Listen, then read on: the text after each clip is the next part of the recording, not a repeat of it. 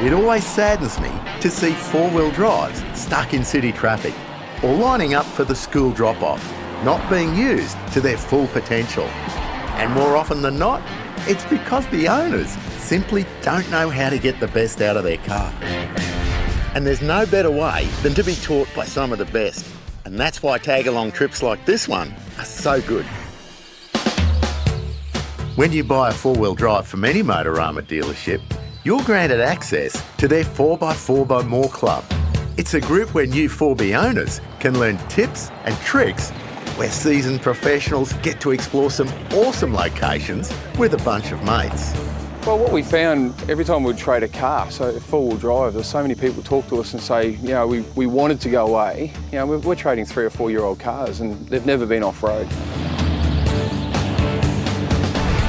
Darren Johnson from Motorama reckons learning in a group environment like this is the best way for new drivers to gain a bit of confidence.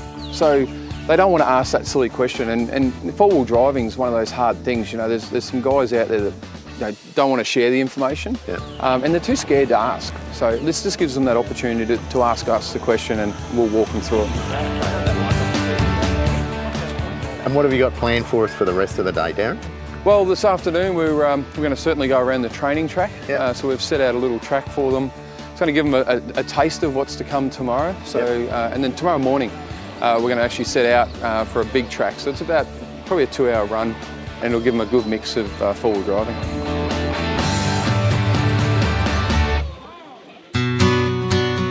The tracks here at Landcruiser Mountain Park vary in difficulty from easy to extreme, and give new drivers an opportunity to experience a range of different terrain. Paul Judge, along with his boys Sam and Luke, picked up their new Pajero Sport from Motorama 6 months ago. Yeah, I don't have much four-wheel drive experience, pretty much none actually. This gave us an ideal opportunity to mix it up with a few others more experienced than we are. We didn't really want to do it on our own. We felt that if we did it on our own, we could probably get into a bit of trouble, a bit of strife. Like most of the drivers this weekend, Paul is keen to learn. We're going to jump in with Paul and the boys this afternoon as we join up with the rest of the Motorama convoy, who are taking on a beginner's route through the park. So is this the first time in low 4? This is the first time in low 4. Exciting? Yeah, it is actually. No, it is. It's good fun.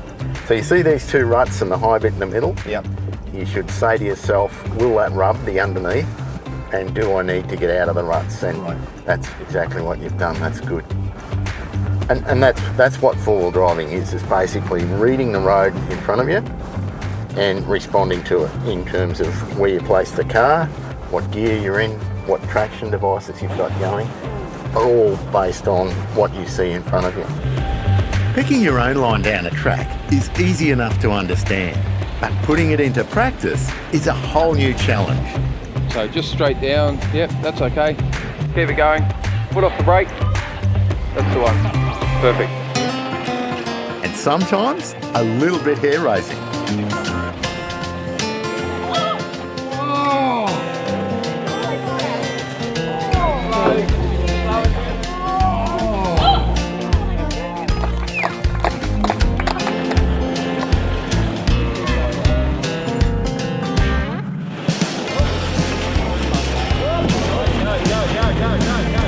As the day comes to an end, all the drivers head back to camp, including yours truly, because I've got a date with a hot fire and a camp oven.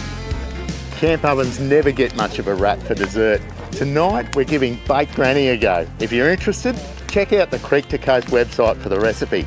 Now stick around, after the break, we're going to have all sorts of action, thrills and spills, four-wheel driving at Landcruiser Park tomorrow.